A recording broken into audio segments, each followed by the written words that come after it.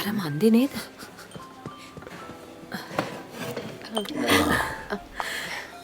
Hello දුව. Aunty කොහෙද මෙහෙ? Hello uncle. හලෝ දුව. ඉතින් කොහොමද? හලෝ පුතා. ඔයා ගොඩක් වෙනස් වෙලා. How sweet my darling. මම සුප් එක ඕඩර් කරලා එන්න. හරි.